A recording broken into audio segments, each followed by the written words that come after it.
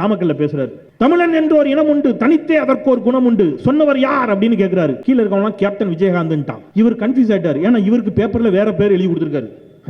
விஜயகாந்தா, இங்க வேற பேர்லாம் இருக்கு. யோசிக்கிறாரு, காதுல சொல்றான், இல்ல விஜயகாந்த் சொல்லியிருக்காரு, நீங்க சொன்னது கரெக்ட் தான், நீங்க அப்படியே டெம்போ மெயின்டைன் பண்ணி போங்க. ஓகே.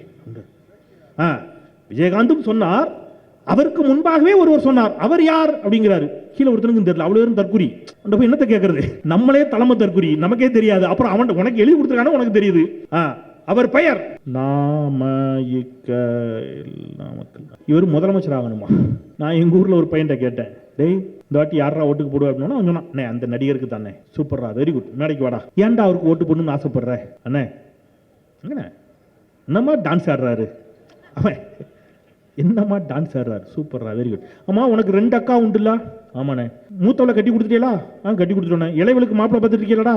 தாய்மார்கள்லாம் கேட்டுக்கணும். இளைவளுக்கு மாப்பிள்ளை பார்த்துட்டு இருக்கீங்களா? ஆமாண்ணே, மாப்பிள்ளை பார்த்துட்டு இருக்கோம். டேய் நல்ல மாப்பிள்ளை ஒருத்தரை கண்டா நான் சொல்லுறேன் கட்டி குடிக்கலடா. அண்ணே நல்ல மாப்பிள்ளை நான் சொல்லுறேன் கட்டி கொடுத்துருவோன்னே. அந்த பையன் என்கிட்ட சொல்றான், நல்ல மாப்பிள்ளடா, தங்கமான மாப்பிள்ளை, என்ன எங்க அம்மாட்ட பேசுங்கண்ணே, முடிச்சிருவோண்ணே, தை மாசம் முடிச்சிருவோண்ணே. உண்மையிலே நடந்துச்சு. அப்புறம் தான் அவன் கேட்டான், அண்ணே மாப்பிள்ளை என்ன வேலைன்னு பார்க்கான். என்ன நீ இப்படி கேட்ட? மாப்பிள்ளை பிரமாதமா பிரமாதமா பிரமாதமா பிரமாதமா பிரமாதமா டான்ஸ் ஆடுவான். இல்லனே என்ன வேலை பார்க்கான்? அதான்டா பிரமாதமா டான்ஸ் ஆடுவான். இல்லனே என்ன வேலைன்னு பார்க்கான். டேய் நல்லா டான்ஸ் ஆடுவான்டா. என்ன நல்லா டான்ஸ் ஆடுவாங்கிறதுக்காக மட்டும் பொண்ணை கொடுக்க முடியுமான்னு அப்படின்னா நான் சொன்னேன், கொஞ்ச நேரத்துக்கு முன்னாடி நல்லா டான்ஸ் ஆடுவாங்கிறதுக்காக நாட்டே கொடுக்கலான்னு சொன்னியடா. நீங்க யோசிச்சு பாருங்க, நல்லா டான்ஸ் ஆடுவாருங்கிறதுக்காக ஒருத்தர் முதலமைச்சர் ஆகணும்னா தமிழ்நாட்டுடைய முதலமைச்சர் பிரபுதேவா, சரிதான பேராசிரியர்? நல்லா காமெடி பண்றாருங்கிறான். அப்ப அண்ணன் வடிவேல முதலமைச்சர் ஆக்கிடலாம். நல்லா ஹேண்ட்ஸமா இருக்காரு. அரவிந்த் சாமி தான் முதலமைச்சர். ஆக்கிட முடியுமா? ஆக்க முடியுமா? எவ்வளவு பெரிய தியாகங்களை செய்து வந்திருக்கக்கூடிய தலைவர்கள் நம்முடைய தலைவர்கள். திருமணமான 6 மாதத்தில் ஒருத்தர மிசா சட்டத்தில் பிடிச்சு உள்ள போடுறாங்க. சிறைக்குள் கொட்டும் சிறைக்குள் வாடி வதங்கி வந்து அரை நூற்றாண்டு காலமாக இந்த மண்ணுக்காகவும் மக்களுக்காகவும் போராடி தீர்த்து முதலமைச்சர் நாற்காலில் உட்கார்ந்து இருக்கிறார் முத்துவேல் கருணாநிதி ஸ்டாலின். நீங்க என்ன வந்த உடனே நேரா அமெரிக்க மாப்பிள்ளை கேரக்டர் பண்ண மாட்டோம், ஸ்ட்ரைட்டா அங்கதான் போய் உட்காருவோம்னா வடிவேலு தான் ஒரு படத்துல பண்ணுவார். நீங்க பாத்திருக்கீங்க அந்த படம், ஞாபகம் இருக்குமான்னு தெரியல. அப்பனே முருகா வேலவா அப்படின்னு கையெடுத்து கும்பிட்டே சொல்லிட்டே வருவாரு. பழனிமலை முருகா, தமிழ் கடவுளே, ஐயனே, ஆவுன்னு எல்லாம் கும்பிட்டு முடிச்சோன்னா அந்த பூசாரி சொல்றாரு, ஏண்டா நைட் அடிச்ச போதை தெரியலையாடா, மாரியாத்தா கோயில வந்துட்டு முருகனை கும்பிட்டுக்கிட்டு இருக்க அப்படின்னு கிண்டல் பண்ணுவாரு. மாரியாத்தாளா? சரி இருக்கட்டும், அம்மா தானே, முருகனுக்கு தாய் தானே, போ அப்படின்ட்டு போயிடுவார் வடிவேலு. அந்த மாதிரி நைட்ல போதையை போட்டு தெரிஞ்சுதா என்னன்னு தெரியல, முருகன் கோயில போய் நின்று ஜெய் ஸ்ரீராம்னு கத்திக்கிட்டு இருக்கானுவோ. எங்க திருப்பரங்குன்ற முருகன் கோயில போய் நின்று ஜெய் ஸ்ரீராம் தான். நான் தான் சொன்னேன், முருகனே டென்ஷன் ஆகி வேலை எடுத்து வாயில குத்திடுவார், ஓடி வந்துருங்கடா. அவரு ஹிந்தி தெரியாது போடான்னு சொல்ற தமிழ் கடவுள். இங்க வந்து பாலாரும் தியானாரும் ஓடிச்சு. நம்ம இப்ப கொஞ்சம் பேர் சொல்றான், என்னன்னு திராவிடம் தான் படிக்க வைத்ததா? யாருன்னு உங்களுக்கு தெரியும்? ஔவையாரை படிக்க வைத்தது யார்? வள்ளுவனை படிக்க வைத்தது யார் அப்படின்னு ஒருத்தர் கேட்கிறார். டேய் கரெக்டா, ஔவையாரையும் வள்ளுவரையும் திராவிடம் படிக்க வைக்கவில்லை. ஆனால் ஔவையார் எழுதிய ஆத்திச்சூடியை அனைவரும் படிக்க காரணமாக இருந்தது திராவிடம். வள்ளுவனை திராவிடம் படிக்க வைக்கவில்லை. வள்ளுவன் எழுதிய திருக்குறளை எல்லோருக்கும் கொண்டு போய் சேர்த்தது திராவிடமா இல்லையா? அது ஏன் அப்படின்னா, இப்ப இத்தனை பெண்கள் இருக்கீங்கல்ல, உங்களை எத்தனை பேர் டிகிரி முடிச்சிருப்பீங்க? எத்தனை பேர் பட்டதாரி? பெண்கள்ல நீங்க எத்தனை பேர் பட்டதாரி? ஆனா இப்ப உங்க பிள்ளைங்க எல்லாம் ஒரு 3 பேர், அது இந்த தலைமுறை. ஏன் படிக்கல? உங்க பாட்டி இங்க, எங்க பாட்டி டிகிரி ஹோல்டர் எத்தனை பேர் இருப்பீங்க? யார் உங்க பாட்டியை படிக்க விடாம ஆக்குனது யாருன்னு எனக்கு யோசிச்சிருக்கீங்களா? உங்க பாட்டியை யார் படிக்க கூடாதுன்னு சொன்னா? படிச்சா சூத்திரன். யாரு சூத்திரனா? அது யார் சார்? ஏதோ வெளிநாட்டுக்காரன் நினைச்சிடக்கூடாது. நீங்களும் நானும் தான் அவன் பார்வையில சூத்திரன். பார்ப்பனர்கள் பார்வையில், உயர் சாதிக்காரர்கள் பார்வையில நம்மளை எல்லாம் சூத்திரன்னு சொல்லி நம்மளை எல்லாம் படிக்காத, படிச்சா காதுல ஈயத்த காட்சி ஊத்துன்னு சொல்லி படிக்க விடாம ஆக்கணும்.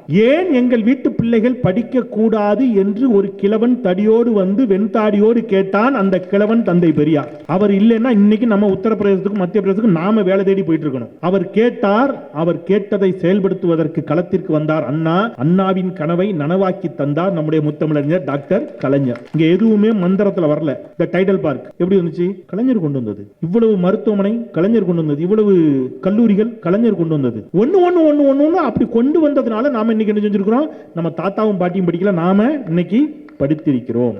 இவ்வளவு திட்டங்கள் போட்டதனால நாம இன்னைக்கு படிச்சிருக்கிறோம். 1953 நடந்த ஒரு சம்பவத்தை சொல்லிட்டு நான் நிறைவு செஞ்சிடறேன். இந்த நான் இப்ப சொன்னல ஒருத்தர் அதுதான் பேசுவார். அதெல்லாம் ஒரு காலம்.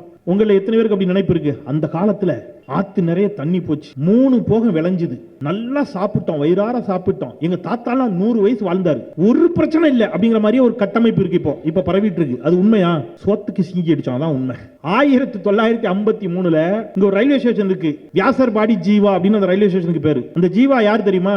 கம்யூனிஸ்ட் பேர் இயக்கத்தினுடைய பெரும் தோழர், தலைவர். அவர் 1953ல எம்எல்ஏவாக சட்டமன்றத்தில் இருக்கும்போது ஒரு உரையாற்றுகிறார். அந்த உரையில் அவர் சொல்லுகிறார், அப்ப ராஜாஜி முதலமைச்சர், மாண்புமிகு முதலமைச்சர் அவர்களே, உங்களை பார்த்து கேட்கின்றேன், நான் கோவை ஜில்லாவிற்கு சென்றிருந்தேன், உடுமலைப்பேட்டை தாலுகாவிற்கு சென்றிருந்தேன். அங்கே ஒரு பெண் பசியால் பட்டினியால் மாண்டு கிடந்து சாலையில் அவள் பிணம் கிடந்தது. அவளுடைய சடலத்தை காக்கைகளும் கழுகுகளும் கொத்தி தின்றதை நான் பார்த்தேன். கலங்கி போய் வந்து நின்று கேட்கிறேன், பட்டினி சாவுகள் தமிழ்நாடு முழுவதும் தலைவிரித்து ஆடுகின்றன.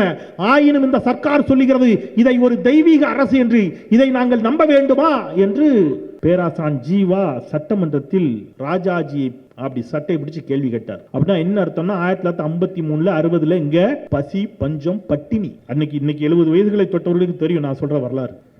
மேடையில் பேசுறவங்க எல்லாம் தொலைக்காட்சி புகழ்னு ஒன்று அங்க ஒரு ஆயா கேட்குது, இவன் எந்த சீரியல்ல வருவான், எதிர்நீச்சல்ல பார்த்த மாதிரி இல்லையே. நீங்க பார்க்குற சீரியல்ல நடக்கிறதெல்லாம் மாமியார் மருமக சண்டை, நான் போடுறது அரசியல் சண்டை. இது அதோட சுவாரஸ்யமா இருக்கும். ஒரு 4 பேர் உட்கார்ந்துருப்பாங்க, நாங்கள் அவங்க கூட மல்லு கட்டணும் டெய்லி. நீங்கள் அதை பார்த்துருக்க வாய்ப்பு இல்லை பெண்கள். அதனால் தொலைக்காட்சியில், செய்தி தொலைக்காட்சியில் நான் வந்து நெறியாளராக இருந்தேன். இப்போ விவாத நிகழ்ச்சிகளில் உட்கார்ந்து சண்டை போட்டுட்டு இருக்கிறேன். திராவிட இயக்கத்திற்காக, தமிழ்நாட்டிற்காக, உங்களுக்காக, எனக்காக, நமக்காக, நம்முடைய எதிர்காலத்திற்காக. ஆனால் இதே பகுதியில் 99ல் நான் வந்து இங்கே வீல்ஸ் இண்டியாலையும் சுந்தரம் கிளைட்டன்லையும் நான் வந்து அப்ரண்டிஸாக 99 காலகட்டத்தில் நான் ஒரு வருஷம் வேலை பார்த்துருக்கிறேன். அதனால் இந்த பகுதி எனக்கு ரொம்ப நல்லா தெரியும். இங்கே இருக்கிற தாய்மார்களுக்கெல்லாம் தெரியும். அப்போ இந்த பாலம் கிடையாது, இந்த பிரிட்ஜ் கிடையாது, கோயம்பேடு பிரிட்ஜ் கிடையாது, கத்திப்பாரா பிரிட்ஜ் கிடையாது, எதுவுமே கிடையாது. உங்களுக்கு தெரியும், மதுரவாயில் பறக்கும் சாலை கிடையாது. நான் அந்த டெலிஃபோன் எக்ஸ்சேஞ்சில் பேச்சுலராக ரூம் எடுத்து தங்கியிருந்தேன். அப்பத்துலேருந்தே இந்த ஏரியாவில் இருக்கக்கூடிய தாய்மார்கள், பெரியவங்க, வணிகர்கள்லாம் கொஞ்சம் மனசாட்சியோட திங்க் பண்ணி பாருங்க. எனக்கு நல்லா ஞாபகம் இருக்குது, நான் ஷிஃப்ட் முடித்து போகணும்னா வரிசையாக கண்டெய்னர் லாரி நிற்கும். ஞாபகம் இருக்கா உங்களுக்கு அந்த காலம்? இங்கேருந்து கிண்டி போகிறதுக்குள்ளே, அசோக் பில்லர் தாண்டதுக்குள்ளே தாவு தீர்ந்து போகும். தாவுடா தாவு, அப்படி தான் இருக்கும். 2 மணி நேரம், 3 மணி நேரம், 4 மணி நேரம் ஆகும். ஏன் அவ்வளவு டிராஃபிக்? இந்த பாடி மேம்பாலத்தை கட்டித்தந்து அழகு பார்த்தது நம்முடைய திராவிட முன்னேற்ற கழகம். இந்த மதுரவாயில் பறக்கும் சாலை. நான் மாய மந்திரம்லாம் பேசலை, உங்களை வந்து அடுக்குமொழியில் பேசி ஏமாற்ற விரும்பலை. ரொம்ப இயல்பாக யதார்த்தமாக சொல்கிறேன். அப்படியே இந்த பக்கம் திரும்பி பாருங்க ஒரு பாலம், அந்த பக்கம் திரும்பி பாருங்க ஒரு பறக்கும் சாலை, கொஞ்சம் அந்த பக்கம் போங்க, அடுத்தது கோயம்பேடு பாலம், அதுக்கப்புறம் கத்திப்பாரா மேம்பாலம். எத்தனை திட்டங்கள்! இத்தனை திட்டங்களையும் தந்த காரணத்தினால் தமிழ்நாடு இன்றைக்கு வளர்ச்சியடைந்த மாநிலமாக இருக்கிறது. அதை பற்றி தான் உங்ககிட்ட பேச வந்திருக்கிறோம். அதற்கு முன்பாக நிகழ்ச்சியை மிகச் சிறப்பாக நடத்தக்கூடியவர்களை நாம் வந்து அவர்களை பாராட்டுவது, கௌரவிப்பதுங்கிறது அவங்களுக்கு நம்ம என்ன சொத்தை அழி வைக்க போகிறோம்? அவங்க பேரை சொல்கிறது ஒரு மரபு, மரியாதை. நம்ம எம்ஜிஆர் வந்து ரெட்டை இடத்துல நடிச்சிருப்பார் ஒரு படத்தில், நம்பியாரை கூட சாட்டையால் அடிப்பார். அந்த படம் பேர் யாருக்கா ஞாபகா? என்னங்க? எங்க வீட்டு பிள்ளை. சூப்பர், அருமை, அது நல்ல ஞாபகம் வச்சிருக்கீங்க. கேள்வி அதல்ல, இப்போ கேள்வி வேற ஒன்று. டிசம்பர் 1ஆம் தேதி 2015 என்ன நடந்துச்சுன்னு யாருக்கா ஞாபகம் இருக்கா? குறிப்பாக தாய்மார்களுக்கு ஞாபகம் இருக்கா? கரெக்டாக பதில் சொன்னீங்கன்னா ஐயா சுபவி சொத்துல பாதி எழுதி வைப்பார். அந்த தைரியத்தில் தான் சொல்றேன், அவர் சொத்தே இல்லைங்கிறார், அந்த தைரியத்தில் தான் சொல்றேன். 2015 டிசம்பர் 1ஆம் தேதி யாருக்கு என்ன ஞாபகம் இருக்கு? கரெக்டாக சொல்லுங்க. நம்ம எல்லாரும் நைட்டு இதே மாதிரி சாப்பிட்டுட்டு நிம்மதியாக தூங்கணும். போயஸ் கார்டனில் ஜெயலலிதா அம்மாவும் நல்லா தூங்கிட்டாங்க. நல்ல மழை, செம்பரம்பாக்கம் ஏரி நிரம்பி வலியுது. திறக்கலைன்னா ஏரி உடஞ்சிரும். அதிகாரியால் போய் கேட்க முடியாது, அதிகாரி அந்த அம்மா பிச்சு எடுத்துரும் கொன்றும். என் தூக்கத்தையா கெடுத்தா இருவன் என்ன பண்ணுறேன் பாரு அப்படிங்கிற மாதிரி ஆயிரும். அதிகாரி சுயமாக முடிவெடுக்கவும் முடியாது. நம்ம ஆட்சியில் அதிகாரிகள் சுயமாக முடிவெடுக்கலாம், அந்த அம்மா ஆட்சியில் அதுவும் முடியாது. என்ன பண்ணுறதுன்னு தெரியல. ஒரு கட்டத்தில் வர வழி இல்லாமல் அதிகாரி நள்ளிரவில் திறந்து விட்டான் செம்பரம்பாக்கம் ஏரிய. சென்னையில் 1st ஃப்ளோர் 2nd ஃப்ளோர் வரைக்கும் தண்ணி. எத்தனை பேர் செத்தாங்கன்னு ஞாபகம் இருக்கா உங்களுக்கு? 400 பேர் செத்தான். சென்னையில் மட்டும் 400 பேர் மாண்டு மடிந்தார்கள். அதற்கு பிறகு இது நடந்தது டிசம்பர் 1ஆம் தேதி நள்ளிரவு. டிசம்பர் 2ஆம் தேதி சென்னை ஃபுல்லா தண்ணி. அந்த அம்மா களத்துக்கு வந்தாங்க. என்னைக்கு தெரியுமா? 2ஆம் தேதி தண்ணியில முதக்குது சென்னை.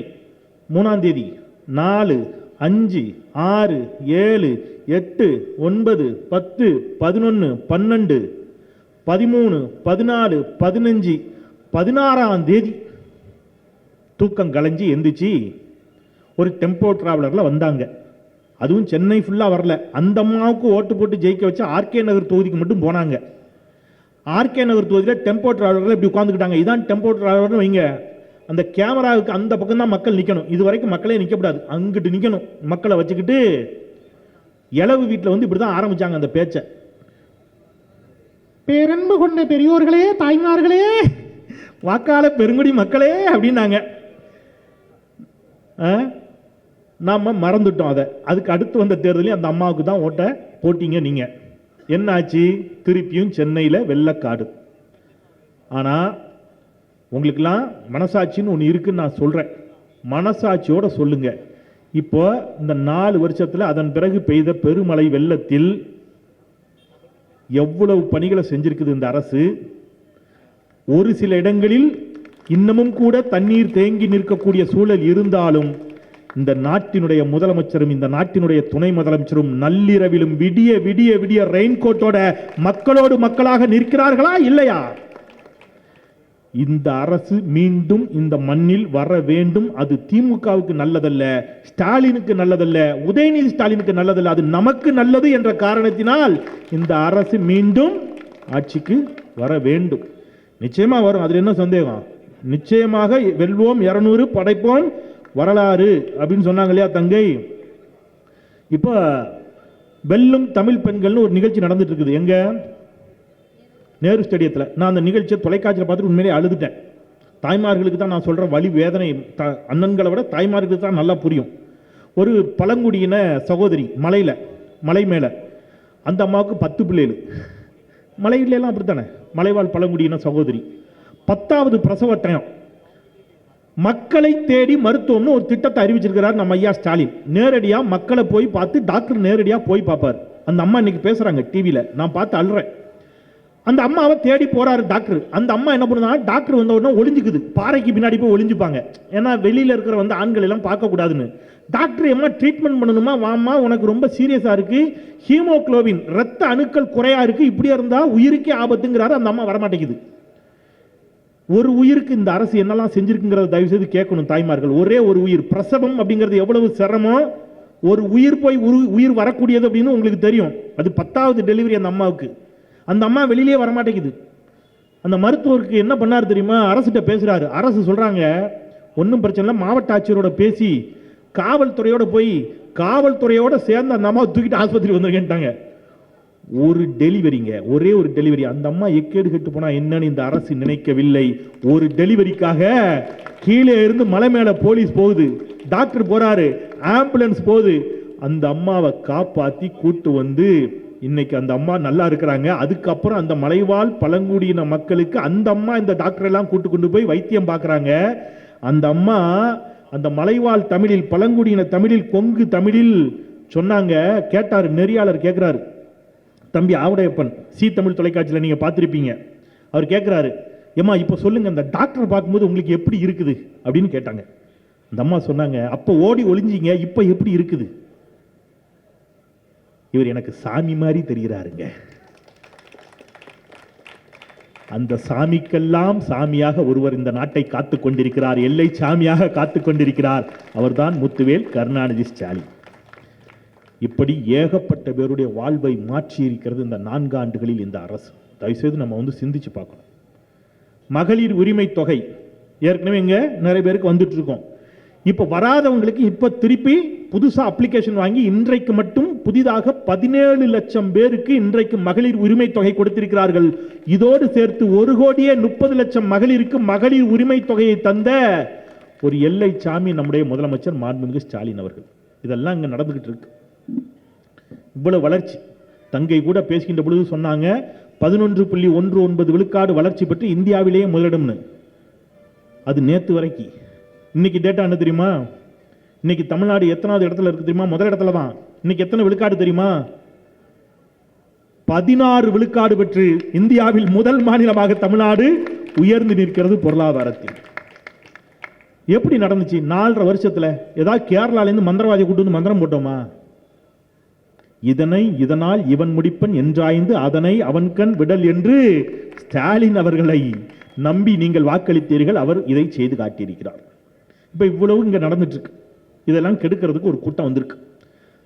நம்ம திருப்பரங்குன்றம் கோயிலுக்கு போயிருக்கீங்களா? திருப்பரங்குன்றம் கோயில் யாரெல்லாம் போயிருக்கீங்க? அறுபடை வீடு எதெல்லாம் தெரியுமா? யாருக்கா தெரியுமா? அறுபடை வீடு, முருகனுக்கு அறுபடை வீடு இருக்கு. அதுல முதல் படை வீடு திருப்பரங்குன்றம். அந்த திருப்பரங்குன்றத்தில் திருக்கார்த்திகைக்கு நம்ம எல்லாம் வீட்டில் கொழுக்கட்டை செஞ்சு சாமியை கும்பிடுவோம், விளக்கு ஏற்றுவோம். எங்கள் ஊரில் சொக்கப்பனை கொளுத்துவாங்க. எங்கே கொளுத்துவாங்கன்னு தெரியல. எங்கள் ஊரில் சொக்கப்பனை உண்டு, இங்கே உண்டா? சொக்கப்பனை எல்லாம் கொளுத்துவோம். அதே மாதிரி ஆண்டாண்டு காலமாக திருப்பரங்குன்றம் மலையில் ஒரு உச்சி பிள்ளையார் கோயில் இருக்குது. அந்த உச்சி பிள்ளையார் கோயிலில் ஆண்டாண்டு காலமாக தீபம் ஏற்றுறாங்க.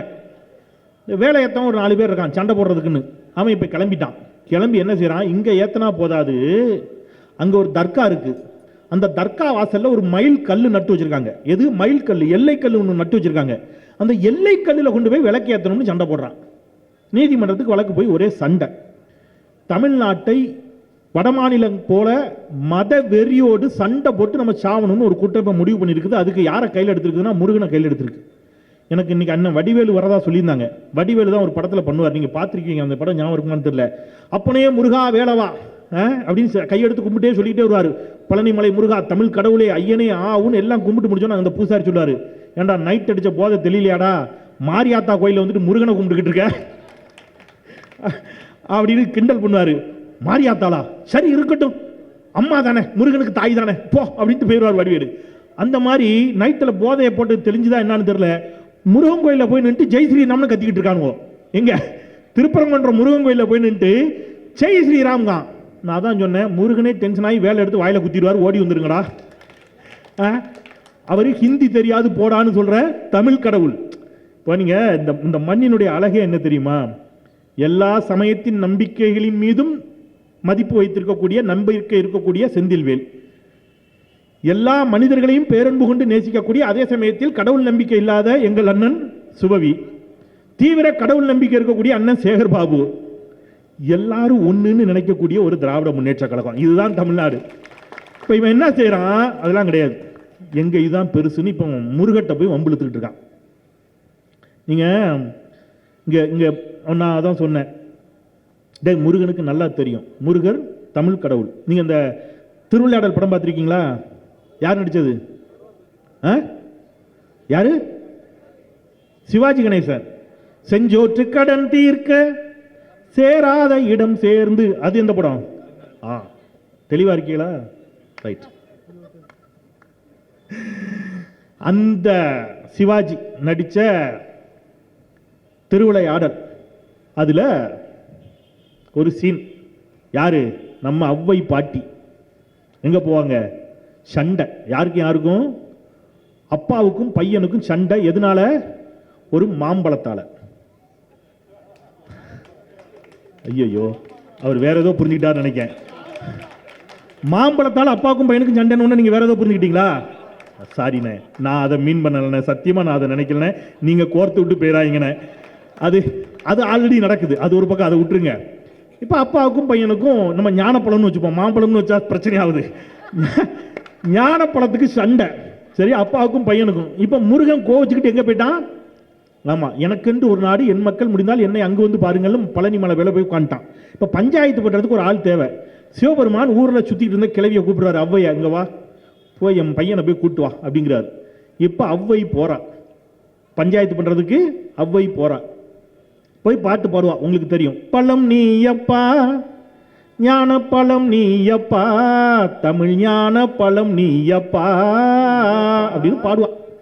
பாடிட்டு அந்த பாட்டில் ஒன்று சொல்லுவா, ஆறுவது சினம் கூறுவது தமிழ் அறியாத முருகனானி, மாறுவது மனம் சேருவது இனம் புரியாத முருகனானி பாடுவா. ஆறுவது சினம் கூறுவது தமிழ் அறியாத சிறுவனா நீ அப்படின்னு பாடுவா. எங்க அப்பா தமிழ் வாத்தியார், நான் நல்ல தமிழ் படிச்சிருக்கேன்.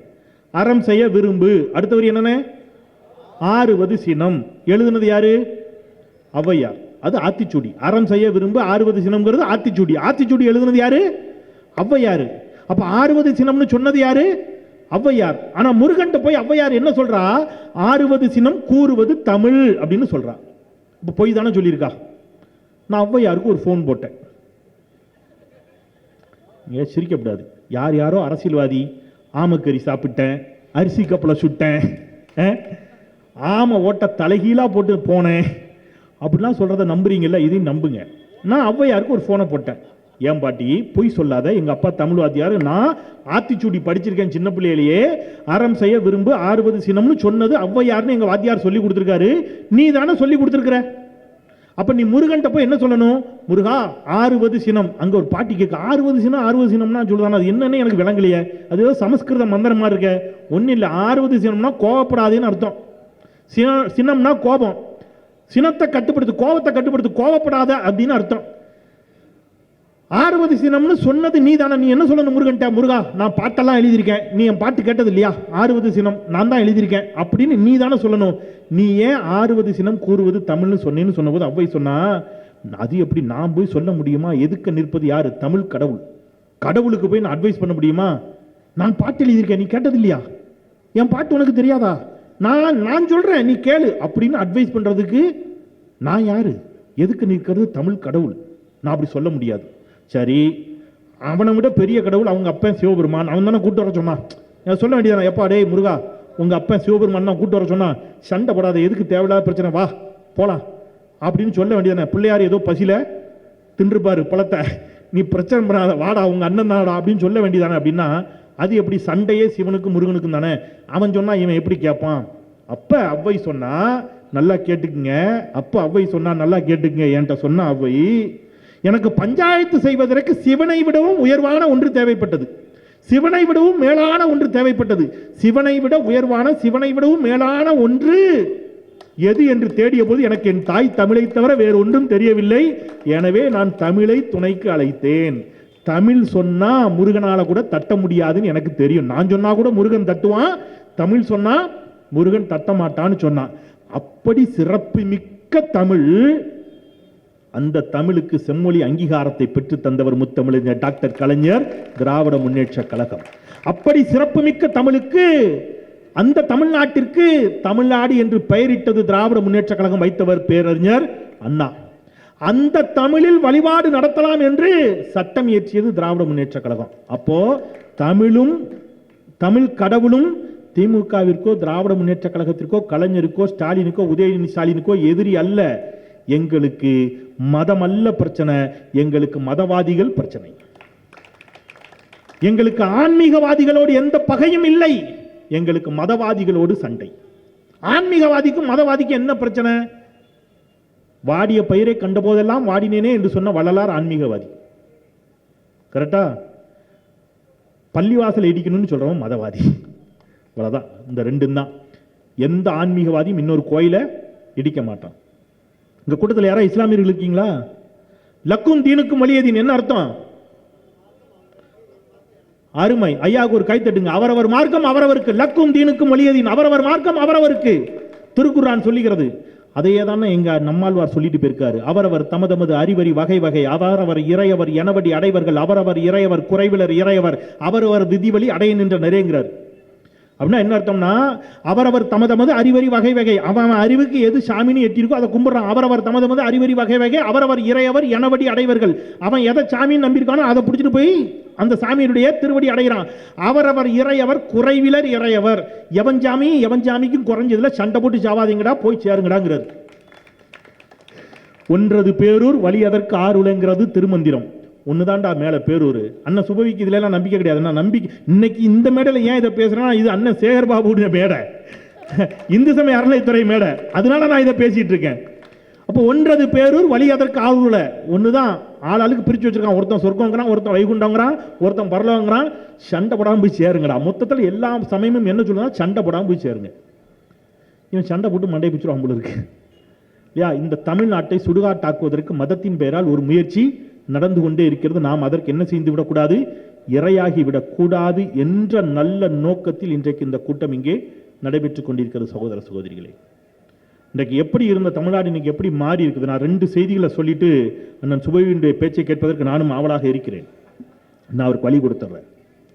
நீங்க நம்மலாம் நினைச்சிட்டு இருக்கிறோம் இங்க வந்து பாலாறும் தேனாரும் ஓடிச்சு. நம்ம இப்ப கொஞ்சம் பேர் சொல்றான் என்னன்னு, திராவிடம் தான் படிக்க வைத்ததா? யாருன்னு உங்களுக்கு தெரியும்? ஔவையாரை படிக்க வைத்தது யார்? வள்ளுவனை படிக்க வைத்தது யார் அப்படின்னு ஒருத்தர் கேட்கிறார். டே கரெக்டரா, ஔவையாரையும் வள்ளுவரையும் திராவிடம் படிக்க வைக்கவில்லை. ஆனால் ஔவையார் எழுதிய ஆத்திச்சூடியை அனைவரும் படிக்க காரணமாக இருந்தது திராவிடம். வள்ளுவனை திராவிடம் படிக்க வைக்கவில்லை. வள்ளுவன் எழுதிய திருக்குறளை எல்லோருக்கும் கொண்டு போய் சேர்த்தது திராவிடமா இல்லையா? அது ஏன் அப்படின்னா, இப்ப இங்க இங்க இப்ப இப்ப இத்தனை பெண்கள் இருக்கீங்கல்ல, உங்களை எத்தனை பேர் டிகிரி முடிச்சிருப்பீங்க? எத்தனை பேர் பட்டதாரி? பெண்கள்ல நீங்க எத்தனை பேர் பட்டதாரி?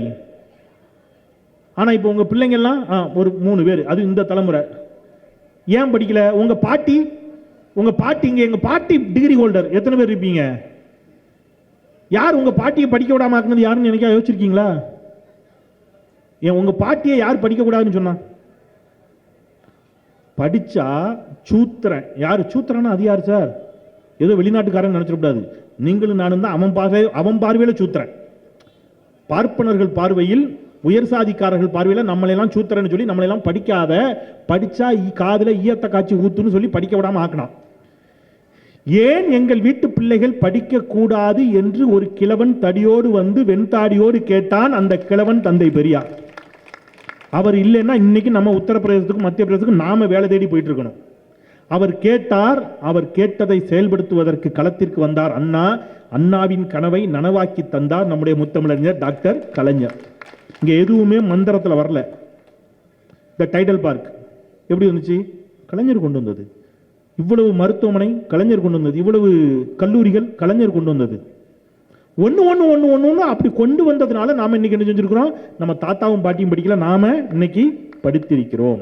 இவ்வளவு திட்டங்கள் போட்டதுனால நாம இன்னைக்கு படிச்சிருக்கிறோம். 1953 நடந்த ஒரு சம்பவத்தை சொல்லிட்டு நான் நிறைவு செஞ்சிடறேன். இந்த நான் இப்போ சொன்னல ஒருத்தர் அவர் தான் பேசுவார். அதெல்லாம் ஒரு காலம். உங்களை எத்தனை பேருக்கு அப்படி நினைப்பு இருக்கு? அந்த காலத்தில் ஆற்று நிறைய தண்ணி போச்சு, 3 போகம் விளைஞ்சுது, நல்லா சாப்பிட்டோம், வயிறார சாப்பிட்டோம். எங்க தாத்தாலாம் 100 வயசு வாழ்ந்தாரு, ஒரு பிரச்சனை இல்லை அப்படிங்கிற மாதிரியே ஒரு கட்டமைப்பு இருக்கு. இப்போ பரவிட்டு இருக்கு. அது உண்மையா? சோத்துக்கு சிங்கி அடிச்சோம், அதான் உண்மை. 1953 இங்க ஒரு ரயில்வே ஸ்டேஷன் இருக்கு, வியாசர்பாடி ஜீவா அப்படின்னு அந்த ரயில்வே ஸ்டேஷனுக்கு பேரு. அந்த ஜீவா யார் தெரியுமா? கம்யூனிஸ்ட் பேர் இயக்கத்தினுடைய பெரும் தோழர், தலைவர். அவர் 1953 எம்எல்ஏவாக சட்டமன்றத்தில் இருக்கும்போது ஒரு உரையாற்றுகிறார். அந்த உரையில் அவர் சொல்லுகிறார், அப்போ ராஜாஜி முதலமைச்சர், மாண்புமிகு முதலமைச்சர் அவர்களே, உங்களை பார்த்து கேட்கின்றேன். நான் கோவை ஜில்லாவிற்கு சென்றிருந்தேன், உடுமலைப்பேட்டை தாலுகாவிற்கு சென்றிருந்தேன். அங்கே ஒரு பெண் பசியால் பட்டினியால் மாண்டு கிடந்து சாலையில் அவள் பிணம் கிடந்தது.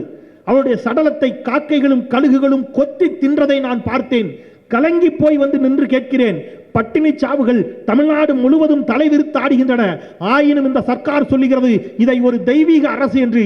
இதை நாங்கள் நம்ப வேண்டுமா என்று பேராசான் ஜீவா சட்டமன்றத்தில் ராஜாஜியை அப்படி சட்டை பிடிச்சு கேள்வி கேட்டார். அப்படின்னா என்ன அர்த்தம்னா, 1953 60 இங்க பசி பஞ்சம் பட்டினி.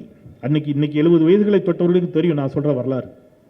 அப்ப அண்ணா வந்தார், ஒரு வாக்குறுதியை கொடுத்தார், 3 படி லட்சியம் 1 படி நிச்சயம் என்றார். அவர் லட்சியத்தை, அவர் கனவை நனவாக்கியவர் நம்முடைய முத்தமிழறிஞர் டாக்டர் கலைஞர். என்ன பண்ணாரு? பசியையும் பஞ்சத்தையும் பட்டினியையும் முதலில் போக்கினார். எப்படி போக்கினார்? சோறு வேணும், அரிசி எங்கெங்க விளையும்? கம்ப்யூட்டர் சென்டரில் அரிசியை விளைவிக்க முடியுமா? அரிசி எங்க விளையும்? நிலம் வேணும். நிலம் யாரிடம் இருக்கிறது? பெரும் பண்ணையார்களிடம் இருக்கிறது. பண்ணையார்களிடம் இருக்கக்கூடிய நிலத்தை ஏழை எளிய விவசாயிகளுக்கு கொடுக்க வேண்டும். எப்படி கொடுப்பது? ஒற்றை கையெழுத்தில் கொடுத்தார். ஒரு மிகப்பெரிய புரட்சியை ஏற்படுத்தி காட்டினார் முத்தமிழறிஞர் டாக்டர் கலைஞர். ஒற்றை கையெழுத்தில் என்ன பண்ணாரு? நில உச்சவரம்பு சட்டத்தில் ஒரு சீர்திருத்தத்தை கொண்டு வந்து 2 லட்சம் ஏக்கர் நிலங்களை கையகப்படுத்தி ஏழை எளிய விவசாயிகளுக்கு கொண்டு போய் சேர்த்தவர் முத்தமிழறிஞர் டாக்டர் கலைஞர். இப்ப நிலம் போயாச்சு, தண்ணி வேணும். அந்த காலத்தில் நீங்க இந்த பழைய படம்லாம் பார்த்தீங்கன்னா தெரியும். என்ன பண்ணுவாங்க? விவசாயிகளுக்கு தெரிஞ்சிருக்கும், இந்த கமலை வச்சு அப்படியே மாடு இருக்கும், அப்படியே இழுத்துட்டு போவோம், அதில் போய் கவுத்துரும், கொட்டும், அப்புறம் திருப்பி வரணும். இந்த விஜயகாந்த் படத்துல அவங்க நடப்பாங்க, ஏத்தமையா ஏத்தம். அந்த ஏத்தம் என்னைக்கு நிறைஞ்சு என்னைக்கு நம்ம விவசாயம் பண்ண? அப்ப கலைஞர் சொல்லுகிறார், நீங்கள் மின் மோட்டார்கள் வைத்துக் கொள்ளுங்கள், விவசாயம் பெருகும். மின் மோட்டார் வச்சா கரண்ட் பில் யாருங்க கொடுக்கிறது? கவலை வேண்டாம், இந்த அரசு உங்களுக்கான இலவச மின்சாரத்தை தரும். இலவச மின்சாரம், உரமானியம், டிராக்டர் மானியம் ஒன்னும் கொடுத்து இப்ப விளைச்சல் வந்துடுச்சு. இந்த விளைந்த அரிசி மக்களுக்கு போய் சேரணும். ஒரு பக்கம் அரிசி, ஒரு பக்கம் பட்டினியால் கிடக்கும் மக்கள். இந்த அரிசியை கடையில் கொண்டு போய் கொடுத்தா கடைக்காரன் வைக்கிறதா வேலை. என்ன செய்யறது? அப்ப இந்தியாவில் முதன்முறையாக தமிழ்நாடு நுகர்பொருள் வாணிப கழகம், தமிழ்நாடு சிவில் சப்ளை கார்ப்பரேஷன் ஒன்றை தொடங்கி ஊருக்கு ஒரு ரேஷன் கடைகளை திறந்து நியாய விலை கடைகளின் மூலமாக அரிசியை கொண்டு போய் சேர்த்து பசி பஞ்சம் பட்டினியை போக்கி காட்டியவர் முத்தமிழர் டாக்டர் கலைஞர். அப்ப பசியை போக்குறார், பஞ்சத்தை போக்குறார், இலவச பஸ் பாஸ் கொடுத்து பிள்ளைகளை படிக்க வர சொல்கிறார். அன்னைக்கு தொடங்கின பயணம் இன்னைக்கு நான் முதல்வன் திட்டம், புதுமை பெண் திட்டம், இன்னும் 50 திட்டம் என் கையில் இருக்கு. நான் என்ன சுபவி பேசணுங்கிறதுக்காக நான் அதை எடுக்காம இருக்கிறேன். நான் வரிசை 50 திட்டம், இந்த 4 ஆண்டு காலத்தில் போடப்பட்ட 50 திட்டங்களை என்னால் எடுக்க முடியும். ஆனா இல்ல அண்ணன் பேசணும். இது இது இது இது எதுவுமே புரியாம இப்போ ஒருத்தர் வந்திருக்கிறார். அவர் நாமக்கல்ல பேசுறாரு. தமிழன் என்ற ஒரு இனம் உண்டு, தனித்தே அதற்கு ஒரு குணம் உண்டு, சொன்னவர் யார் அப்படின்னு கேட்கிறாரு. கீழே இருக்கவங்க கேப்டன் விஜயகாந்த்ட்டான். இவர் கன்ஃபியூஸ் ஆயிட்டார். ஏன்னா இவருக்கு பேப்பர்ல வேற பேர் எழுதி கொடுத்துருக்காரு. விஜயகாந்தா, இங்க வேற பேர்லாம் இருக்கு. யோசிக்கிறாரு, காதுல சொல்றான், இல்ல விஜயகாந்த் சொல்லியிருக்காரு, நீங்க சொன்னது கரெக்ட் தான், நீங்க அப்படியே டெம்போ மெயின்டைன் பண்ணி போங்க. ஓகே. விஜயகாந்தும் சொன்னார், அவருக்கு முன்பாகவே ஒருவர் சொன்னார். அவர் யார் அப்படிங்கிறாரு. கீழே ஒருத்தனுக்கு தெரியல, அவ்வளவு தற்குறி. போய் என்னத்தை கேட்கறது? நம்மளே தலைமை தற்குறி, நமக்கே தெரியாது. அப்புறம் அவன் உனக்கு எழுதி கொடுத்துருக்கான உனக்கு தெரியுது. அவர் பெயர் வெயிட் பண்ண நாமக்கல். இவர் முதலமைச்சர் ஆகணுமா? நான் எங்க ஊர்ல ஒரு பையன்ட்ட கேட்டேன், டேய் இந்த வாட்டி யாரா ஓட்டுக்கு போடுவா அப்படின்னா அவன் சொன்னான், அண்ணே அந்த நடிகருக்கு தானே. சூப்பர்ரா, வெரி குட், மேடைக்கு வாடா. ஏன்டா அவருக்கு ஓட்டு போடணும்னு ஆசைப்படுற? அண்ணே என்னம்மா டான்ஸ் ஆடுறாரு, அவன் என்னம்மா டான்ஸ் ஆடுறாரு, சூப்பர்ரா, வெரி குட். ஆமா உனக்கு 2 அக்கா உண்டுல்ல? ஆமாண்ணே. மூத்தவளை கட்டி கொடுத்துட்டீங்களா? கட்டி கொடுத்துட்டோண்ணே. இளைவலுக்கு மாப்பிள்ளை பார்த்துட்டு இருக்கீங்களா? தாய்மார்கள்லாம் கேட்டுக்கணும். இளைவலுக்கு மாப்பிள்ளை பார்த்துட்டு இருக்கீங்களா? ஆமாண்ணே, மாப்பிள்ளை பார்த்துட்டு இருக்கோம். டேய் நல்ல மாப்பிள்ளை ஒருத்தரை கண்டா நான் சொல்லுறேன் கட்டி குடிக்கலடா. அண்ணே நல்ல மாப்பிள்ளை நான் சொல்லுறேன் கட்டி கொடுத்துருவோன்னே. அந்த பையன் என்கிட்ட சொல்றான், நல்ல மாப்பிள்ளடா, தங்கமான மாப்பிள்ளை. என்ன எங்க அம்மாட்ட பேசுங்கண்ணே, முடிச்சிருவோண்ணே, தை மாசம் முடிச்சிருவோண்ணே. உண்மையிலே நடந்துச்சு. அப்புறம் தான் அவன் கேட்டான், அண்ணே மாப்பிள்ளை என்ன வேலைன்னு பார்க்கான். என்ன நீ இப்படி கேட்ட? மாப்பிள்ளை பிரமாதமா பிரமாதமா பிரமாதமா பிரமாதமா பிரமாதமா டான்ஸ் ஆடுவான். இல்லைன்னா என்ன வேலை பார்க்கான்? அதான்டா பிரமாதமா டான்ஸ் ஆடுவான். இல்லைன்னா என்ன வேலைன்னு பார்க்கான். டே நல்லா டான்ஸ் ஆடுவான்டா. என்ன நல்லா டான்ஸ் ஆடுவாங்கிறதுக்காக மட்டும் நாட்டை கொடுக்க முடியுமான்னு, பொண்ணை கொடுக்க முடியுமான்னு அப்படின்னா. நான் சொன்னேன், கொஞ்ச நேரத்துக்கு முன்னாடி நல்லா டான்ஸ் ஆடுவாங்கிறதுக்காக நாட்டையே கொடுக்கலான்னு சொன்னியடா. நீ யோசிச்சு பாருங்க, நல்லா டான்ஸ் ஆடுவாருங்கிறதுக்காக ஒருத்தர் முதலமைச்சர் ஆகணும்னா தமிழ்நாட்டுடைய முதலமைச்சர் பிரபுதேவா. சரிதான பேராசிரியர்? நல்லா காமெடி பண்றாருங்கிறான். அப்ப அண்ணன் வடிவேல முதலமைச்சர் ஆக்கிடலாம். நல்லா ஹேண்ட்ஸமா இருக்காரு, அரவிந்த் சாமி தான் முதலமைச்சர். ஆக்கிட முடியுமா? ஆக்க முடியுமா? எவ்வளவு பெரிய தியாகங்களை செய்து வந்திருக்கக்கூடிய தலைவர்கள் நம்முடைய தலைவர்கள். திருமணமான 6 மாதத்தில் ஒருத்தர மிசா சட்டத்தில் பிடிச்சு உள்ள போடுறாங்க. சிறைக்குள், கொட்டும் சிறைக்குள் வாடி வதங்கி வந்து அரை நூற்றாண்டு காலமாக இந்த மண்ணுக்காகவும் மக்களுக்காகவும் போராடி தீர்த்து முதலமைச்சர் நாற்காலில் உட்கார்ந்து இருக்கிறார் முத்துவேல் கருணாநிதி ஸ்டாலின். நீங்க என்ன வந்த உடனே நேரா அமெரிக்க மாப்பிள்ளை கேரக்டர்லாம் பண்ண மாட்டோம், ஸ்ட்ரைட்டா அங்கதான் போய் உட்காருவோம்னா இல்லையா?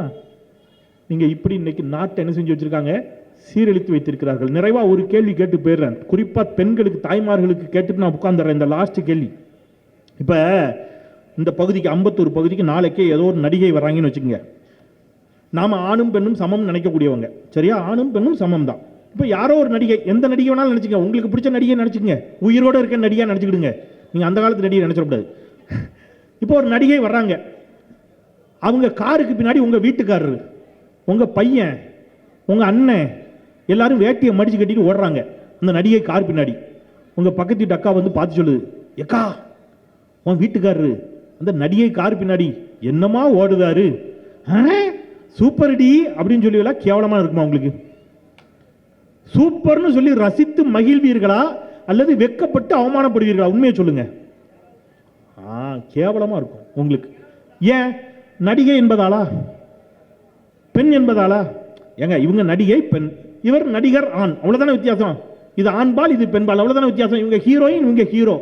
அப்போ ஒரு நடிகையின் கார் பின்னாடி உங்க வீட்டுக்காரரு, உங்க அண்ணன், உங்க பையன் ஓடுறது அவமானம் என்று நினைக்கக்கூடிய தமிழ் சமூகம் ஒரு நடிகனின் கார் பின்னாடி ஓடுவது அவமானம் என்று சிந்திக்க வேண்டுமா இல்லையா? கேவலம். அப்படி சிந்திக்க மறுத்ததனுடைய விளைவு என்ன தெரியுமா? ஏங்க 10 மாதம் எவ்வளோ கஷ்டப்பட்டு சுமந்து பிள்ளையை பற்றி என்ன பாடுபட்டு வளர்க்குறோம். 41 உயிர்கள் அநியாயமாக போயிடுச்சு. அதில் ஒரு ஒரு ஒரு என்ன சகோதரின்னு தான் சொல்லணும், வேறு என்ன சொல்கிறாது, வேறு ஏதாவது சொல்லிட்டு போகிறேன், எனக்கு வேண்டாம், நான் திருநெல்வேலிக்காரன், ஏதாவது வாயில் வந்துடுச்சுன்னா சங்கடம், விட்டுருங்க. அது ஓகே, ஒரு அக்கா அப்படி வச்சுக்கிடுவோம், எனக்கு அக்கான்னு சொல்லுறதுக்கு சங்கடமாக இருக்குது. ஒரு லேடி, இது நல்லா இருக்குது, ஒரு லேடி, அந்த லேடி சொல்லுது அது பிள்ளை செத்து போச்சு. தாய்மார்கள் கவனிங்க, அது பிள்ளை செத்து போச்சு. நம்ம நடிகர் விஜயை பார்க்க போய் 40 பேர் செத்தான். அதில் அந்த அம்மாவோட பையனும் செத்து போச்சு, குழந்தை, கை குழந்தை செத்து போச்சு. அந்த அம்மாட்ட பத்திரிகைக்காரங்க கேட்குறாங்க, எப்படிம்மா ஃபீல் பண்ணுறீங்க? இப்போ ரொம்ப சந்தோஷமாக இருக்குது. எது, பிள்ளை செத்ததா? இல்லை விஜயை பக்கத்துலேருந்து பார்த்துட்டேன். விஜயை பக்கத்துலேருந்து பார்த்துட்டீங்கம்மா, இப்போ எப்படி ஃபீல் பண்ணுறீங்க? விஜயை பக்கத்துலேருந்து பார்த்துட்டு எனக்கு ரொம்ப மகிழ்ச்சி. என்ன, என் பிள்ளை அதுக்காக பலி கொடுக்க வேண்டியிருக்குன்னு சொல்லுது அந்த அம்மா. நாம் எப்படிப்பட்ட தமிழ் சமூகமும் இந்த நாட்டில் உருவாயிட்டு இருக்குங்கிறத நினைக்கின்ற பொழுது கவலையும் அச்சமும் மேலோங்குகிறது. இதுவா தமிழ்நாடு? இதற்காகவா இவ்வளவு கனவுகளை கண்டார்கள் அண்ணாவும் கலைஞரும் பெரியாரும் காமராஜரும்? இதுக்காக இவ்வளவு பள்ளிக்கூடம், இதுக்காக இவ்வளவு கல்லூரி, இதுக்காக இவ்வளவு நிறுவனங்கள்? எனவே நாம் தெளிந்து சிந்திப்போம். நமக்காக சிந்திக்கக்கூடியவர்களை நாடாளுவதற்கு நடிகன் என்பதல்ல தகுதி, நாடாளுவதற்கு இன்னொருத்தர் வந்திருக்கிறார் எடப்பாடி, அவர் சொல்லாமல் போனால் தெய்வ குத்த மாதிரி ஆகி போகும். அவர் ஒன்றே ஒன்று சொல்லிடுறேன், மற்றவங்களாம் விட்டுருங்க, சமீபத்தில் நடந்த ஒன்று சொல்லிடுறேன். போய் மாலை போடுறாரு தலைவர் சிலைக்கு, அவங்க தலைவர் சிலைக்கு மாலை போடுறாரு. மாலையை போட்டுட்டு வந்து, இன்றைக்கு அண்ணாவின் சிலைக்கு நான் மாலை அணிவித்து அப்படின்னு பக்கத்துலேருந்து ஒருத்தர் இடுப்பு கழுதாரு அப்படிங்கிறார். இவர் அண்ணாவின் சிலைக்கு மாலை அணித்து, அவர் திருப்பி இடுப்பு கழுதாரு அப்படிங்கிறார். திருப்பி அண்ணாவின் சிலை, அண்ணே எம்ஜிஆர் சிலைண்ணே இது அப்படிங்கிறாரு. எம்ஜிஆரா? அப்புறம் தான் அவர் திரும்பி பார்க்காரு, எம்ஜிஆர் சிலை. எம்ஜிஆர் சிலைக்கு மாலையை போட்டு அண்ணா சிலைக்கு மாலையை போட்டேங்கிறாரு. இப்படியான தலைவர்கள் எல்லாம் இன்றைக்கு நாட்டை ஆள துடித்துக் கொண்டிருக்கிறார்கள். கூவத்தூரில் தேர்ந்தெடுக்கப்பட்டவர் அல்ல நம்முடைய முதலமைச்சர், அவர் மக்களால் தேர்ந்தெடுக்கப்பட்ட ஒரு மகத்தான தலைவர். அவர் மீண்டும் ஆட்சி பொறுப்புக்கு வர வேண்டும். தமிழ்நாடு மேலும் மேலும் மேலும் மேலும் சிறக்க வேண்டும் என்பதை நம்முடைய இளம் தலைவர் உதயநிதி ஸ்டாலின் அவருடைய இந்த பிறந்தநாள் நிகழ்ச்சியில் சொல்லி, எல்லாரும் நம்முடைய இளம் தலைவர், இந்த நிகழ்ச்சி அவருடைய பிறந்தநாள் நிகழ்ச்சி தான், இனிய பிறந்தநாள் வாழ்த்துக்களை கைத்தட்டி அவருக்கு சொல்லிடலாம். நம்முடைய இளம் தலைவர் மாண்புமிகு உதயநிதி ஸ்டாலின் அவர்களுக்கு இனிய பிறந்தநாள் வாழ்த்துக்கள். அவர் பல்லாண்டு பல்லாண்டு பல்லாண்டு வாழ்க என்று வாழ்த்தி விடைபெறுகிறேன். நன்றி, வணக்கம்.